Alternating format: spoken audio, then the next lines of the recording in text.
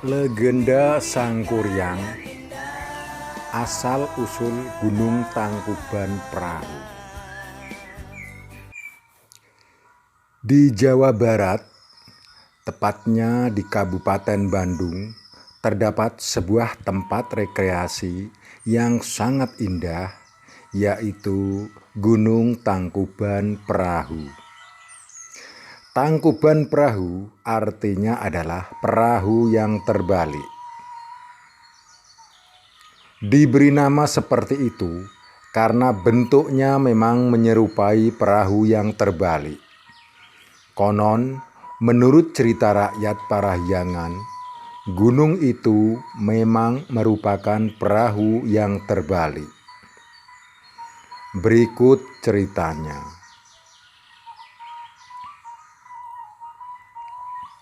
Diceritakan bahwa Raja Sungging Perbangkara pergi berburu di tengah hutan. Sang raja membuang air seni dan tertampung dalam daun caring atau keladi hutan. Seekor babi hutan betina bernama Wayungyang yang sedang merasa kehausan di tengah panasnya terik matahari mencari-cari mata air, dan dia melihat ada air yang tertampung di pohon keladi hutan tadi. Segera diminumnya air itu untuk melepas dahaga. Tanpa disadarinya, air itu adalah air seni Raja Sungging Perbangkara. Karena kesaktian Raja Sungging Perbangkara, babi hutan itu pun mengandung setelah meminum air seninya. 9 bulan kemudian, si babi hutan melahirkan seorang bayi perempuan. Raja Sungging Perbangkara mengetahui perihal adanya bayi perempuan yang terlahir karena air seninya itu. Ia pun pergi ke hutan untuk mencarinya. Ditemukannya bayi perempuan itu, dia pun memberinya nama Dayang Sumbi alias Rarasati dan membawanya pulang ke istana kerajaan. Hari demi hari, bulan demi bulan, dan beberapa tahun kemudian, Dayang Sumbi tumbuh menjadi gadis yang sangat cantik dan cerdas. Serasa tak terbilang jumlah raja, pangeran, dan bangsawan yang berkehendak memperistri anak perempuan Raja Sungging Perbangkara itu. Namun, semua pinangan itu ditolak Dayang Sumbi dengan halus. Sama sekali tidak diduga oleh Dayang Sumbi, mereka yang ditolak pinangannya itu saling berperang sendiri untuk memperebutkan dirinya. Akhirnya para raja saling berperang di antara sesamanya. Galau hati Dayang Sumbi melihat kekacauan yang bersumber dari dirinya. Dia pun memohon kepada Raja Sungging Perbangkara untuk mengasingkan diri, dan sang raja pun akhirnya mengizinkan anaknya tersebut untuk mengasingkan diri. Dayang Sumbi mengasingkan diri di sebuah bukit, ditemani oleh seekor anjing jantan bernama Situmang. Untuk mengisi waktu luangnya selama pengasingan, Dayang Sumbi pun menenun. Ketika sedang asik bertenun, teropong atau torak yang tengah digunakan bertenun kain terjatuh ke bawah. Dayang Sumbi karena merasa malas, terlontar ucapan tanpa dipikir dulu. Dia berjanji siapapun yang mengambilkan torak yang terjatuh, bila berjenis kelamin laki-laki, akan dijadikan suaminya. Bila perempuan akan dijadikan saudaranya. Situmang mengambilkan torak dan diberikan kepada Dayang Sumbi.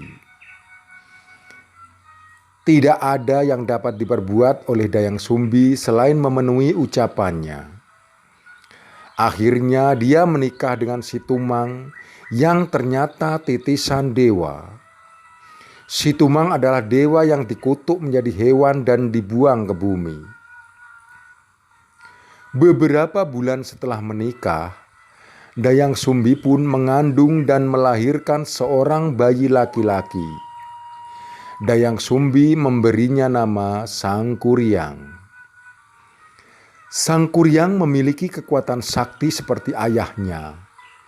Dalam pertumbuhannya, Sangkuriang selalu ditemani bermain oleh si Tumang yang dia ketahui hanya sebagai anjing yang setia, bukan sebagai ayahnya. Sangkuriang tumbuh menjadi seorang pemuda yang tampan, gagah perkasa, dan sakti. Pada suatu hari, Sangkuriang berburu di dalam hutan. Disuruhnya si Tumang untuk mengejar babi betina yang bernama Wayungyang. Sangat aneh, si Tumang yang biasanya penurut, ketika itu tidak menuruti perintahnya. Sangkuriang menjadi marah. Katanya, "Jika engkau tetap tidak menuruti perintahku, niscaya aku akan membunuhmu." Ancaman Sangkuriang seakan tidak diperdulikan si Tumang. Karena jengkel dan marah, si Sangkuriang lantas membunuh si Tumang. Hati anjing hitam itu diambilnya dan dibawanya pulang ke rumah. Sangkuriang memberikan hati si Tumang kepada ibunya untuk dimasak. Tanpa disadari Dayang Sumbi bahwa hati yang diberikan anaknya adalah hati suaminya. Dia kemudian memasak dan memakan hati itu. Maka tak terperikan amarah Dayang Sumbi kepada Sangkuriang ketika dia tahu hati yang dimakannya adalah hati si Tumang. Dia lalu meraih gayung yang terbuat dari tempurung kelapa dan memukul kepala Sangkuriang hingga kepala Sangkuriang terluka. Sangkuriang sangat marah dan sakit hati dengan perlakuan ibunya itu. Menurutnya, ibunya lebih menyayangi si Tumang dibandingkan dirinya. Maka tanpa pamit kepada Dayang Sumbi ibunya, Sangkuriang lantas pergi mengembara ke arah timur. Dayang Sumbi sangat menyesal setelah mengetahui kepergian Sangkuriang anaknya. Dia pun bertapa dan memohon ampun kepada para dewa atas kesalahan yang diperbuatnya. Para dewa mendengar permintaan Dayang Sumbi. Mereka menerima permintaan maaf itu dan mengaruniakan Dayang Sumbi kecantikan abadi. Syahdan Sangkuriang terus mengembara tanpa tujuan yang pasti. Dalam pengembaraannya, Sangkuriang terus menambah kesaktiannya dengan berguru kepada orang-orang yang sakti yang ditemuinya selama dalam pengembaraan. Bertahun-tahun Sangkuriang mengembara tanpa disadari. Dia kembali ke tempat di mana dahulu dia dilahirkan. Sangkuriang terpesona dengan kecantikan Dayang Sumbi yang abadi. Dia tidak menyadari bahwa perempuan cantik yang ditemuinya di hutan itu adalah ibu kandungnya sendiri. Terjadilah kisah kasih di antara kedua insan itu. Tanpa sengaja, Dayang Sumbi mengetahui bahwa Sangkuriang adalah putranya. Dengan tanda luka di kepalanya, Dayang Sumbi pun berusaha menjelaskan kesalahpahaman hubungan mereka.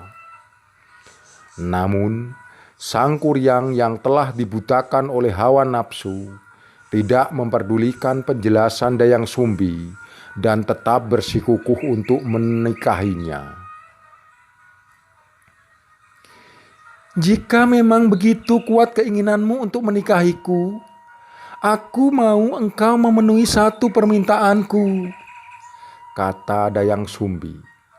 Apa permintaan yang engkau kehendaki? Tantang Sang Kuryang.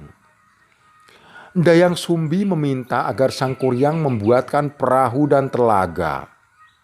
Dalam waktu semalam dengan membendung sungai Citarum, Sang Kuryang menyanggupinya. Maka dibuatlah perahu dari sebuah pohon yang tumbuh di arah timur. Tunggul atau pohon itu berubah menjadi gunung sakti. Rantingnya ditumpukkan di sebelah barat dan menjadi gunung Burangrang. Dengan bantuan para burjang, bendungan pun hampir selesai dikerjakan. Tetapi Dayang Sumbi memohon kepada Sang Hyang Tunggal agar maksud Sang Kuryang tidak terwujud. Dayang Sumbi menebarkan irisan boeh rangrang atau kain putih hasil tenunannya. Ketika itu pula fajar pun merekah di ufuk timur.